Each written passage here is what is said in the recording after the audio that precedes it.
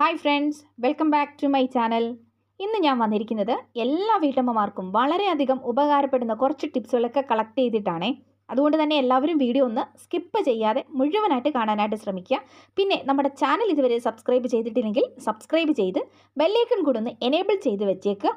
എങ്കിൽ മാത്രമേ next video ഇടുമ്പോൾ നിങ്ങൾക്ക് കറക്റ്റായിട്ട് നോട്ടിഫിക്കേഷൻ കിട്ടത്തുള്ളൂ. അപ്പം നമുക്കിനി ഒട്ടും സമയം കളയേണ്ട, നേരെ വീഡിയോയിലേക്ക്. Tip number 1. പാർട്ടികളിലും ആഘോഷങ്ങളിലും ഒക്കെ പോയി തിരികെ മടങ്ങി നമ്മുടെ വീട്ടിലെത്തുമ്പോൾ പുതിയ വസ്ത്രങ്ങളിൽ കറകൾ പറ്റിപ്പിടിച്ചിരിക്കുന്നത് കണ്ടാൽ അത് നമ്മെ ഏറ്റവും ബുദ്ധിമുട്ടിക്കും.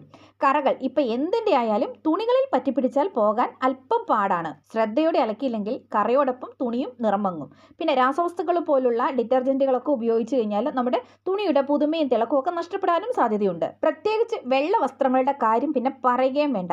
പ്രത്യേകിച്ച് വെള്ള വസ്ത്രങ്ങളിൽ മഞ്ഞ കറയൊക്കെ ഉണ്ടാവുക, വിയർപ്പൊക്കെ പറ്റിയിട്ട് ഉണ്ടാവുക എന്നുള്ളത് സ്വാഭാവികമാണ്. അപ്പോൾ നമ്മുടെ വെള്ള വസ്ത്രങ്ങളിലെ മഞ്ഞക്കറ പെട്ടെന്ന് കളയാനുള്ള ഒരു കിടിലൻ സൂത്രം പറഞ്ഞു തരാം കേട്ടോ. വിയർപ്പൊക്കെ പറ്റുന്നത് കൊണ്ട് തന്നെ ആക്സിലയുടെ ഭാഗത്തായിരിക്കും കൂടുതലായിട്ടും മഞ്ഞക്കറ കാണാൻ സാധിക്കുന്നത്.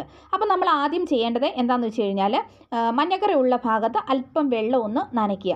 അപ്പം ഞാൻ ഈ ഭാഗത്തുനിന്ന് വെള്ളം നനച്ചു കൊടുത്തിട്ടുണ്ട്. അതിനുശേഷം വേറൊന്നുമല്ല നമുക്ക് വേണ്ടത്, നമ്മൾ പല്ല് തേക്കുന്ന ടൂത്ത് പേസ്റ്റ് ആണ്. പ്രത്യേകിച്ച് വൈറ്റ് കളർ എടുക്കാനായിട്ട് നോക്കുക. അല്പം ടൂത്ത് പേസ്റ്റ് എടുത്തിട്ട് മഞ്ഞക്കറിയുള്ള ഭാഗത്ത് ഇതുപോലൊന്ന് അപ്ലൈ ചെയ്ത് കൊടുക്കുക. അതിനുശേഷം നന്നായിട്ടൊന്ന് സ്പ്രെഡും കൂടെ ചെയ്ത് കൊടുക്കണം. ഒരല്പം വെള്ളം കൂടെ ചേർത്തിട്ട് വേണം ഇതുപോലെ നന്നായിട്ടൊന്ന് ആ മഞ്ഞക്കറിയുള്ള ഭാഗത്തൊന്ന് തേച്ച് പിടിപ്പിക്കാൻ വേണ്ടിയിട്ട്. അങ്ങനെ രണ്ട് സൈഡിലും നന്നായിട്ട് മഞ്ഞക്കറിയുള്ള ഭാഗത്ത് ഈ പേസ്റ്റ് തേച്ച് പിടിപ്പിച്ചതിന് ശേഷം ഒരു 15 മിനിറ്റ് ഒന്ന് റെസ്റ്റ് ചെയ്യാൻ വേണ്ടിയിട്ട് വിടുക. അതിനുശേഷം നമ്മൾ എടുത്ത് ഇതുപോലൊന്ന് വെള്ളത്തിൽ ചുമ്മാ ഒന്ന് ഒലച്ച് കഴുകിയാൽ തന്നെ ആ മഞ്ഞക്കറ പൂർണ്ണമായിട്ടും മാറുന്നതായിരിക്കും. ഇതിപ്പം വർക്കൊക്കെ ഉള്ളത് കൊണ്ട് തന്നെ നമുക്ക് ബ്രഷ് ഉപയോഗിച്ചോ അല്ലെങ്കിൽ കൈവച്ചിട്ടൊന്നും ഒത്തിരി നമുക്ക് ഉരച്ച് കഴുകാൻ വേണ്ടിയിട്ട് പറ്റത്തില്ല. അപ്പോൾ ഇങ്ങനെയുള്ള തുണികളിലൊക്കെ നിങ്ങൾ ഈ പേസ്റ്റ് ഉപയോഗിച്ച് മഞ്ഞക്കറ അനായാസം കളയാൻ വേണ്ടിയിട്ട് പറ്റും. അപ്പോൾ ഈ രീതിക്ക് നിങ്ങളൊന്ന് ട്രൈ ചെയ്ത് നോക്കാനായിട്ട് മറക്കരുത്. കണ്ടോ, ഇപ്പം നല്ല അടിപൊളിയായില്ലേ എന്ന് നോക്കിക്കേ. Tip number 2. ഇതുപോലെ ഒരു കട്ടിംഗ് ബോർഡിലോട്ട് വെച്ചിട്ട് 2-3 സവാള നമുക്ക് റൗണ്ടിലൊന്ന് കട്ട് ചെയ്തിട്ട് എടുക്കാം കേട്ടോ. അപ്പോൾ ഇതുപോലെ ഞാൻ സവാള കട്ട് ചെയ്തിട്ടുണ്ട്. അതുപോലെ തന്നെ ഒരു ബീട്രൂട്ടിൻ്റെ പകുതി ഇങ്ങനെ നീളത്തിലൊന്ന് കട്ട് ചെയ്തെടുത്തിട്ടുണ്ട്. ഒപ്പം തന്നെ കുറച്ച് കാന്താരിമുളക്, ഒരുപാടൊന്നും വേണ്ട, കുറച്ച് മതി. നല്ല മൂത്ത കാന്താരിമുളകാണിതേ. അപ്പോൾ നമ്മൾ ഇന്ന് ചെയ്യാൻ പോകുന്നുണ്ടല്ലോ, നല്ല കിടിലൻ ഒരു റെസിപ്പിയാണ്. നിങ്ങൾ ഇതുവരെ കഴിച്ചിട്ടുണ്ടാവില്ല. അപ്പോൾ എന്തായാലും നമുക്ക് ഇനി ചെയ്യാനുള്ളത്, ഒരു പാത്രം ഒന്ന് ഗ്യാസിലേക്ക് വെക്കുക. എന്നിട്ട് ഒരു 1.5 കപ്പ് വെള്ളം ഒഴിച്ചു കൊടുക്കുക. വെള്ളം ഒഴിച്ച് കൊടുത്തതിൻ്റെ ഒപ്പം തന്നെ നമുക്ക് കുറച്ച് കുരുമുളക് ഇട്ട് കൊടുക്കാം. അപ്പോൾ ഒരു 1/2 സ്പൂണോളം കുരുമുളക്. പിന്നെ വേണ്ടത് ഇതുപോലൊരു പട്ടയാണേ, ഒരു മുറി മതി, അതിട്ട് കൊടുക്കാം. ഒപ്പം തന്നെ നമുക്ക് കുറച്ച് ഉപ്പ് ഇട്ട് കൊടുക്കാം. അപ്പോൾ ഇത് 1 സ്പൂൺ നിറച്ച് ഉപ്പ് ഞാൻ ഇട്ട് കൊടുക്കുന്നുണ്ട്. ഒപ്പം തന്നെ ഒരു 1/4 ടീസ്പൂൺ പഞ്ചസാര. ഇതെല്ലാം കൂടി നന്നായിട്ടൊന്ന് തിളച്ച് വരണേ. നന്നായിട്ട് ഒന്ന് ഇളക്കി കൊടുത്തതിന് ശേഷം ഇതുപോലൊന്ന് തിളച്ച് വരുന്ന ആ ഒരു സമയത്ത് നമുക്കിതിലേക്ക് കുറച്ച് വിനാഗിരിയും കൂടെ ഒഴിച്ചു കൊടുക്കണം കേട്ടോ. അപ്പോൾ ഞാൻ ഏകദേശം 1 കപ്പോളം വിനാഗിരി ഒഴിച്ചു കൊടുക്കുന്നുണ്ട്. വിനാഗിരി ഒഴിച്ചു കൊടുത്തിട്ട് ഒന്നുകൂടെ തിളച്ച് കഴിഞ്ഞാൽ നമുക്ക് ഫ്ലെയിം ഓഫ് ചെയ്യാം. ഓഫ് ചെയ്തിട്ട് ഇത് നല്ലപോലെ റൂം ടെമ്പറേച്ചർ ആകുന്നോടം വരെ ഒന്ന് നമുക്ക് വെയിറ്റ് ചെയ്യാവേ. അപ്പോൾ ഇതത് നല്ലപോലെ തണുത്ത് വന്നിട്ടുണ്ട്. ഇനി ഞാൻ ഇതുപോലൊരു ഗ്ലാസ് ബോട്ടിൽ എടുത്തിട്ടുണ്ട്. അപ്പോൾ ഗ്ലാസ് ബോട്ടിൽ തന്നെ എടുക്കണം കേട്ടോ. അപ്പം ഈ ഗ്ലാസ് ബോട്ടിലേക്ക് ആദ്യം തന്നെ നമ്മൾ കട്ട് ചെയ്ത് വെച്ചിരിക്കുന്ന സവാള നമുക്ക് ഇതുപോലെ ഒന്ന് ഇട്ട് കൊടുക്കാം കേട്ടോ. ആദ്യം നമുക്ക് അരിഞ്ഞു വെച്ചിരിക്കുന്ന സവാളയുടെ പകുതി ഈ ഗ്ലാസ് ബോട്ടിലേക്ക് ഇട്ട് കൊടുക്കുക. ഇനി സവാളയുടെ സ്ഥാനത്ത് ചെറിയ ഉള്ളിയാണെങ്കിലും കുഴപ്പമില്ല കേട്ടോ. അതിനുശേഷം നമ്മൾ കട്ട് ചെയ്ത് വെച്ചിരിക്കുന്ന ബീട്രൂട്ട് ഇതിലേക്ക് ചേർത്ത് കൊടുക്കാം. അത് പകുതിച്ചേ ചേർത്ത് ഒരുമിച്ചിട്ട് കൊടുക്കണ്ട കേട്ടോ. കുറച്ച് ഇട്ട് കൊടുത്താൽ മതി, മിക്സ് ചെയ്തിട്ട് ഇട്ടാൽ മതിയേ. ഇനി കാന്താരിമുളക് ഇട്ട് കൊടുക്കാം. അതുപോലെ തന്നെ 1/2 മുറി നാരങ്ങ ഒന്ന് ഇങ്ങനെ വട്ടത്തിൽ അരിഞ്ഞിട്ട് അതും കൂടി ഞാൻ ഇതിലേക്കൊന്ന് ഇട്ട് കൊടുക്കുന്നുണ്ട് കേട്ടോ. ഇനി നമ്മൾ റെഡിയാക്കി വെച്ചിരിക്കുന്ന നമ്മുടെ ആ ഒരു തിളപ്പിച്ചാറിയ ഒരു വെള്ളം ഉണ്ടല്ലോ, അത് ഇതിലേക്ക് നമുക്ക് ഒഴിച്ചു കൊടുക്കാം. അപ്പം ഇങ്ങനെ ഒഴിച്ചു കൊടുക്കുമ്പം ഇത് നിറഞ്ഞ് മുങ്ങി നിൽക്കാൻ പാകത്തിന് വേണം കേട്ടോ നമ്മൾ ഒഴിച്ചു കൊടുക്കാൻ വേണ്ടിയിട്ട്. അപ്പോൾ ഇതുപോലെ നമ്മൾ റെഡിയാക്കി അടച്ച് വെക്കുകയാണെങ്കിൽ നല്ല ടേസ്റ്റി ആയിട്ടുള്ള സവാള അച്ചാർ അല്ലെങ്കിൽ സവാള ഉപ്പിലിട്ടത് എന്നൊക്കെ പറയാം. നല്ല ടേസ്റ്റാണ്. ഇത് നാളെ തന്നെ നമുക്ക് എടുത്ത് കഴിക്കാൻ പറ്റും കേട്ടോ. ഒറ്റ ദിവസം ഇങ്ങനെ വെച്ചിരുന്നാൽ മതി. പിറ്റേ ദിവസം നമുക്കിത് എടുത്ത് ചോറിൻ്റെ കൂടെയൊക്കെ കഴിക്കാൻ സൂപ്പറാണ്. ബിരിയാണിയുടെ കൂടെയൊക്കെ കഴിക്കാനായിട്ട് അടിപൊളി ടേസ്റ്റാണ്. ഇത് കണ്ടാൽ തന്നെ നോക്കിക്കുക, എന്നെ അടിപൊളി കളറാണെന്ന് നോക്കി. അപ്പം ഇത് കുട്ടികൾക്കൊക്കെ ആണെങ്കിൽ ഒത്തിരി ഇഷ്ടപ്പെടും. അപ്പം നിങ്ങൾ എല്ലാവരും ഇതുപോലൊന്ന് ഉണ്ടാക്കി നോക്കണം കേട്ടോ. എന്നിട്ട് നിങ്ങളുടെ അഭിപ്രായങ്ങളൊക്കെ അറിയിക്കാനായിട്ട് മറക്കരുതേ. Tip number 3. നമ്മുടെ കിച്ചണിലും കബോർഡുകളിലും ഒക്കെ ഓടിക്കളിക്കുന്ന പാറ്റ അല്ലേ, എന്ത് ശല്യമാണ് അവയെ കൊണ്ട്. അപ്പം പാറ്റ ശല്യം കുറയ്ക്കാനും പാറ്റയെ തുരത്താനുമുള്ള കിടിലിൻ്റെ ടിപ്പാണ് കേട്ടോ ഇത്. ഒരു പാത്രം എടുത്തിട്ടുണ്ട് ഞാൻ. എന്നിട്ട് അതിലോട്ട് 1/2 മുറി നാരങ്ങയാണ് എടുത്തേക്കുന്നത്. ഈ നാരങ്ങയുടെ നീര് നമുക്ക് ഈ പാത്രത്തിലേക്ക് പിഴിഞ്ഞ് ഒഴിച്ചു കൊടുക്കാം കേട്ടോ. നാരങ്ങയുടെ മണം പാറ്റകൾക്ക് ഒട്ടും ഇഷ്ടമല്ല. അതുകൊണ്ട് തന്നെ നമുക്ക് നാരങ്ങ വെച്ചിട്ട് ഈസി ആയിട്ട് പാറ്റയെ തുരത്തി ഓടിക്കാൻ പറ്റും. കെമിക്കലുകളുടെ പുറകെയൊന്നും പോകേണ്ട യാതൊരു കാര്യവും ഇല്ല. അപ്പോൾ ഇത് ഞാൻ നാരങ്ങ നീര് പിഴിഞ്ഞ് ഒഴിച്ചിട്ടുണ്ട്. ഇനി നമുക്ക് വേണ്ടതുണ്ടല്ലോ ഏതെങ്കിലും ഒരു എസൻഷ്യൽ ഓയിൽ. ഇനി അതല്ലെങ്കിൽ കർപ്പൂരം ഉണ്ടെങ്കിൽ കർപ്പൂരം എടുത്താൽ മതി.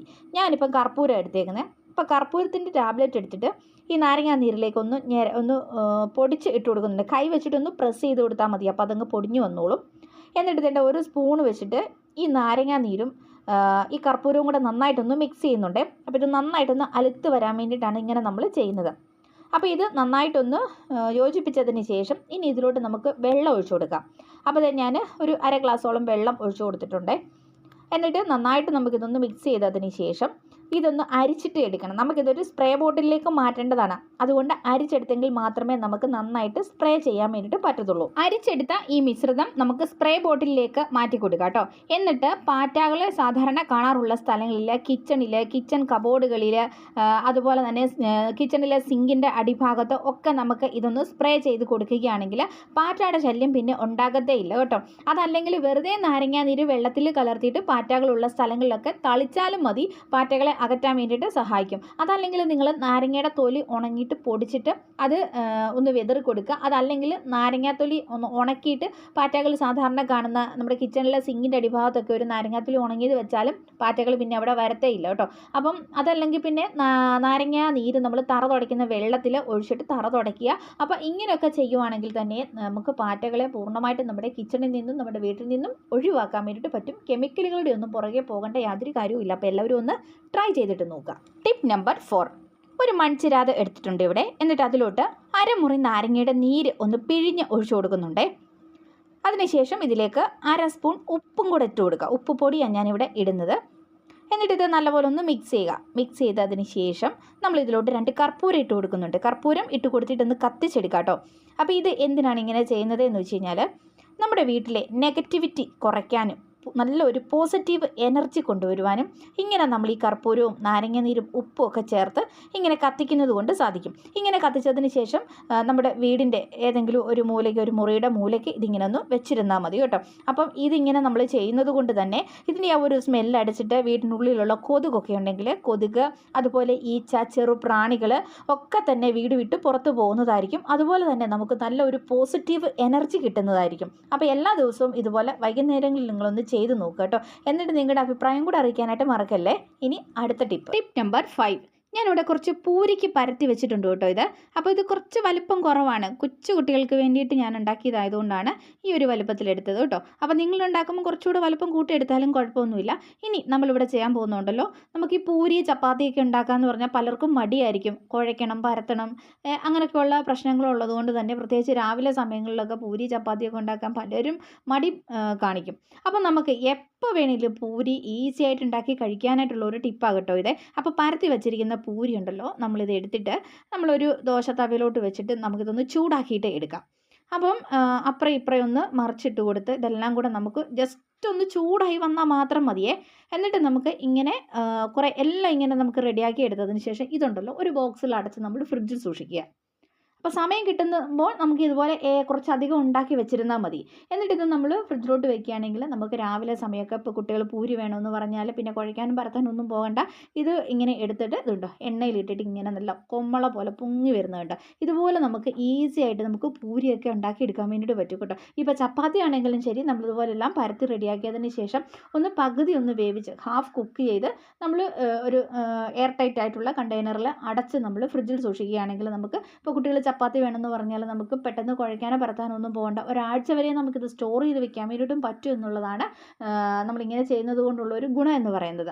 അപ്പം ഇങ്ങനെ നമുക്ക് ഈസി ആയിട്ടിട്ട് പൂരി ഉണ്ടാക്കി എടുക്കാൻ വേണ്ടിയിട്ട് പറ്റും കേട്ടോ. അപ്പം ഞാനിത് രാവിലെയൊക്കെ ജോലിക്കൊക്കെ പോകുന്ന, അല്ലെങ്കിൽ കുട്ടികളൊക്കെ സ്കൂളിൽ പോകുന്ന വീടുകളിലൊക്കെ നമുക്ക് ഇത് ചെയ്ത് വെക്കുകയാണെങ്കിൽ ഒത്തിരി എളുപ്പമായിരിക്കും. അപ്പോൾ നിങ്ങളിതൊന്ന് ട്രൈ ചെയ്ത് നോക്കാനായിട്ട് മറക്കല്ലേ. ടിപ്പ് നമ്പർ 6, നമ്മളിതുപോലെ പുതിയ അയൺ ബോക്സ് ഒക്കെ വാങ്ങിച്ചു കഴിഞ്ഞാൽ അതിൻ്റെ അടിഭാഗത്തായിട്ട് ഇതുപോലൊരു സ്റ്റിക്കർ ഉണ്ടാകും അല്ലേ. അപ്പോൾ ആ സ്റ്റിക്കർ നമ്മൾ വെറുതെ ഇങ്ങോട്ട് വലിച്ച് എടുത്തു കഴിഞ്ഞാൽ ആ പശയൊക്കെ അവിടെ ഇരുന്നിട്ടിട്ട് പിന്നെ അതിൻ്റെ ഒരു പാടൊക്കെ ഉണ്ടാകും. നമുക്ക് പിന്നെ അത് അയൺ ചെയ്യാൻ വേണ്ടിയിട്ട് ബുദ്ധിമുട്ടുണ്ടാകും. അപ്പോൾ നമ്മൾ ആദ്യമായിട്ട് അയൺ ചെയ്യുന്ന സമയത്ത് ജസ്റ്റ് ഇതൊന്ന് ചൂടാക്കുക. ചെറുതായിട്ട് ചൂടായി വരുന്ന ഒരു സമയം നമ്മളിതുപോലെ ഈസി ആയിട്ട് ഇങ്ങോട്ട് വലിച്ചെടുക്കുകയാണെങ്കിൽ ആ സ്റ്റിക്കർ പൂർണ്ണമായിട്ട് ആ പശയൊന്നും അവിടെ ഇരിക്കാതെ കണ്ട് കംപ്ലീറ്റ് ആയിട്ട് നമുക്കിങ്ങനെ റിമൂവ് ചെയ്തിട്ട് എടുക്കാൻ പറ്റും. കണ്ടോ? അപ്പോൾ ഇതുപോലെ നിങ്ങൾ ഒന്ന് ട്രൈ ചെയ്ത് നോക്കാനായിട്ട് മറക്കരുത്. അപ്പോൾ ഇന്നത്തെ ടിപ്സുകളൊക്കെ നിങ്ങൾക്ക് വളരെയധികം ഉപകാരപ്പെട്ടെന്ന് കരുതുന്നു. അപ്പോൾ ഇതിലേതെങ്കിലുമൊക്കെ നിങ്ങൾക്ക് പ്രയോജനപ്പെട്ടെങ്കിൽ നിങ്ങൾ ലൈക്ക് ചെയ്യാനും ഷെയർ ചെയ്യാനും ഒക്കെ മറന്നു പോകല്ലേ. മറ്റുള്ളവരിലേക്ക് എത്തിക്കുക. അപ്പോൾ ഇനി നല്ലൊരു വീഡിയോയുമായി വീണ്ടും കാണാം. അതുവരെ എല്ലാവർക്കും താങ്ക്സ് ഫോർ വാച്ചിങ്.